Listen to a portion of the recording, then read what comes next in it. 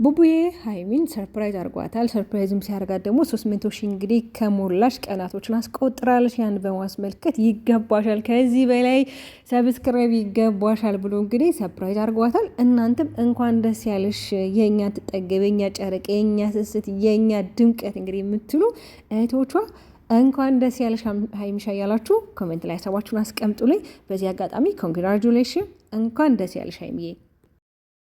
እዚህ ሶሻል ሚዲያ ላይ በተለይ በጣም ብዙ ካፕሎችን እናውቃለን። ከነዛ ካፕሎች ደግሞ በጣም ነምበር ዋን የሚባሉ በጣም በሰዎች ዘንድ ተወዳጅ የሆኑ እንግዲህ ጨረቃ ፋሚሊዎች ናቸው። በእርግጥ በእነሱም ህይወት ላይ በጣም ብዙ ውጣ ውረድም ቢኖር ግን የሁለቱ አንድነት፣ የሁለቱ ጥምረት፣ የሁለቱ እርስ በርስ መከባበር እኔ በጣም ነው ማደንቅላቸው። ያው በተለይ በማዕከላቸው አንድ ሴት ገብታ እነሱንም እየበጠበጣቻቸው እንዳለች እንግዲህ ሁላችሁ ታውቃላችሁ። ዛሬ ግን የመጣውበት ሀይሚ የ300 ሺህ እንግዲህ የዩቲዩብ ፕሮግራም ተዘጋጅቶላታል።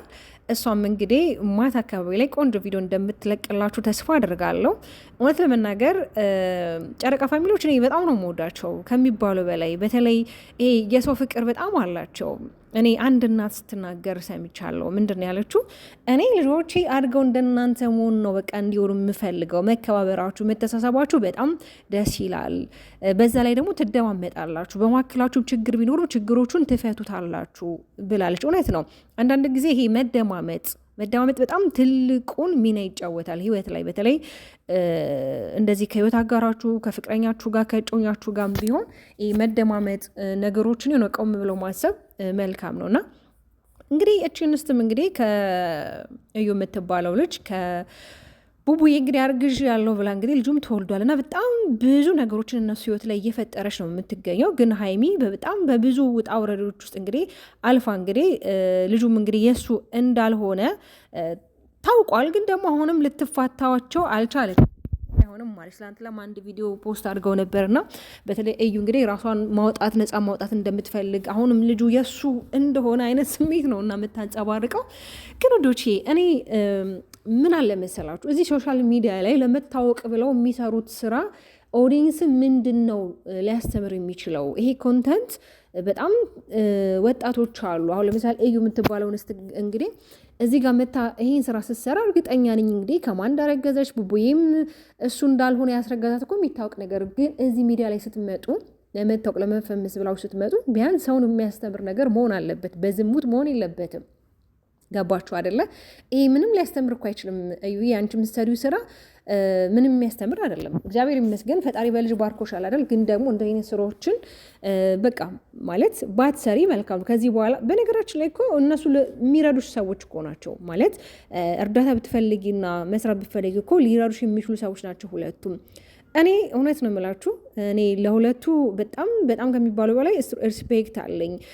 ላይክ ሩቲና አብርሽ እንግዲህ አሁን ላይ ያለው ነገር የሆነ በጣም ውጥንቅጥ የበዛበት ቢሆንም በቃ የነሱ ላይፍ እና በቃ ግሬስ ፋሚሊ እና የሆነ ጨረቃ ፋሚሊዎች በጣም እኔ ይለዩብኛል። በነገራችን ላይ ግን እዛኛው ስፈር ያለው ነገር በጣም ከባድ ነው። እዛኛው ስፈርም እንግዲህ በእነሱ ቤትም እንግዲህ የተፈጠረው ነገር በሴት ነው ትዳራቸው የተበጠበጠው። ነገሮች እዚህ አይነት ደረጃ ላይ እንደዚህ እንዲደርሱ እንግዲህ ያደረገው በሴት ነው አይደለ? አሁንም እዚህኛው ጨረቃ ፋሚሊ እንግዲህ ሴት ናት መታ ነገሮቹ እየበጠበጠች ያለችው።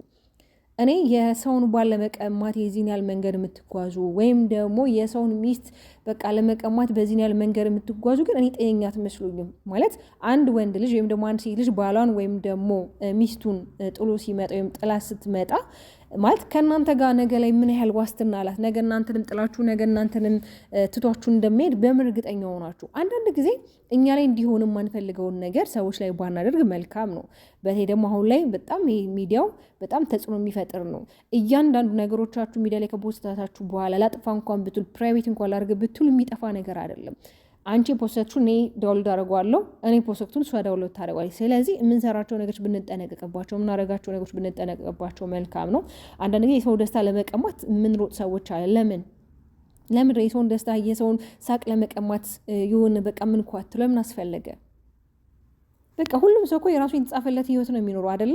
እኔ የተጻፈልኝ ህይወት እኔ ነኝ የምኖረው፣ አንቺ ወይ አንተ ትኖረኝ አልችልም። እና ሁሉም እግዚአብሔር በፈቀደና እግዚአብሔር በሰጠው ጸጋ ነው የሚኖረው። እና እነዚህ ልጆች እንግዲህ የሰው ፍቅር በጣም ሰጥቷቸዋል ከሚባሉ በላይ በሚሊዮኖች የሚቆጠሩ ሰዎች ይመለከቷቸዋል። ለምን አመጣጣቸውን በጣም ደስ የሚል በጣም የተረጋጉ፣ በተለይ ሀይሚ በጣም እርግት ያለች ልጅ ናት። ይሄ እንደዚህ ቅልቅል ያለች አይደለችም። አውቃለሁ በጣም ብዙ ፕራንኮች ይሰራሉ፣ በጣም በህይወታቸው የገጠሟቸው ቻሌንጆች አሉ። ግን እነዛ ቻሌንጆች ግን አልፈው ዛሬ ላይ እንግዲህ ሁለቱም በፍቅር ተጣምረው እየኖሩ ነው አይደለም። ከዚህ በኋላ እንግዲህ ሰርግ ነው። ከሰርግ በኋላ እንግዲህ ደግሞ ምንም የሚፈጠር አይችልም። ታረግዛለች፣ ትወልዳለች። እግዚአብሔር አምላክ ደግሞ በልጆቻቸው በቃ እንዲባርካቸው፣ በልጆቻቸው እንዲጦሩ፣ በልጆቻቸው እንዲካሱ፣ በልጆቻቸው እንዲከበሩ እውነት ልቦ ምኞቴ ነው። በዛ ላይ ደግሞ በቃ ለጨረቃ ፋሚሊዎች በጣም ብዙ በቃ እንዴት ነው ዛሬ ራሱ እየተመለከትኩ ነበር። በተለይ ሀይሚ ፖስት አድርጋ ነበር አሁን ከደቂቃዎች በፊት የ300,000 ፕሮግራም ላይ እንግዲህ ማታ ቪዲዮ ፖስት እንደምታደርግልን በቃ እዛ ኮሜንት ላይ ጠብቁ ብላለች። እና እንዴ ጠብቂ ባቲን ራሱ ምን ወዴት መሄጃለን? የኛ እንቁ፣ የኛ ንግስት፣ የኛ ስስት በቃ እግዚአብሔር አምላክ ከክፉ ነገር ይጠብቅሽ። በቃ እንዳለ ኮሜንት ላይ የምትሉት ፍቅር በፍቅር ነውና አንዳንድ ጊዜ እግዚአብሔር የሚሰጣችሁን ግሬስ፣ እግዚአብሔር የሚሰጣችሁን ሞገስ ማንም ሰው አይነጥቃችሁም። እና አሁንም ከዚህ በላይ እግዚአብሔር አምላክ ፍቅሩን፣ ጤናውን፣ በረከቱን ያትረፍርፍላችሁ። በተለይ ደግሞ እናንተ ኮሜንታተሮች እኔ ለእናንተ ምንም አይነት ቃል የለኝም። እግዚአብሔር አምላክ እናንተን ከክፉ ነገር ጠብቋችሁ በሰላም ለሀገራችሁ በቅታችሁ እናንተም የምትወዱትን ህይወት እንድትኖሩ ምኞቴ ነው። ለምን አንዳንድ ጊዜ ደግሳችሁ እኮ ሰው ካልመጣ ምግቡ ይበላሻል አይደለ? ዩቱብም ቢሆን ማን የሶሻል ሚዲያውን ነገር ተሰርቶ ህዝብ ከሌለ ኦዲየንስ ከሌለ ማንም ላይ አይችልም። እና እናንተ ደግሞ በጣም መልካም ልብ ያላችሁ እንስቶች እንዲሁም እናቶች፣ አባቶች አሉ እዚህ ሚዲያ ላይ። እኔ ለእናንተ በጣም ክብር አለኝ። እግዚአብሔር ያክብራችሁ።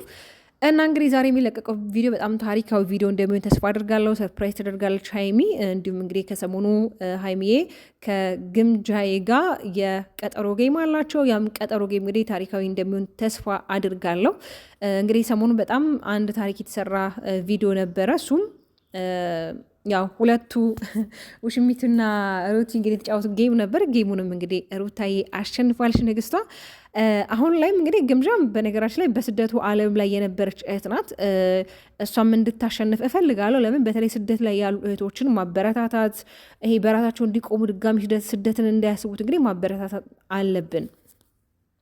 ያው ስደትን የሚያውቀው ሰው ነው የሚረዳው፣ ስደትን የሚያውቀው ሰው አይረዳም። እና ሀይሚም እንግዲህ በጣም ብዙ ኦዲየንሶች፣ በጣም እህቶች፣ በጣም በጣም በጣም በጣም በጣም የሚያደንቋት አድናቂዎች አሏት። እና እንግዲህ ታሪካዊ ጌም ሆኖ እርግጠኛ ነኝ ሀይሚ ታሸንፋለች፣ ምንም ጥርጥር የለም። ግን ደግሞ ግምዣም እንግዲህ ጥሩ የሆነች ተፎካካሪ ሆና ጌሙ በጥሩ በሰላማዊ መንገድ እንደሚጠናቀቅ ምንም ጥርጥር የለኝም። እናንተ ልብ ቀናዎች ደግሞ ሁሌ ከዩቱበሮች ጎን ከተቸገረው ከሁሉም ሰው ጎን ናችሁና እንግዲህ ይሄ ነገር የሚሆነው እናንተ ስላላችሁ ነው። ጌሙ የሚጫወቱት እናንተ ኦዲየንሶች ስላላችሁ ነውና እንግዲህ የኔ ምርጥ እህቶቼ ሀይሚዬ እንግዲህ ኮንግራጁሌሽን እያላችሁ ሀሳብ አስተያየታችሁ ኮሜንት ላይ እንድትሰጡ ጠይቃችኋለሁ።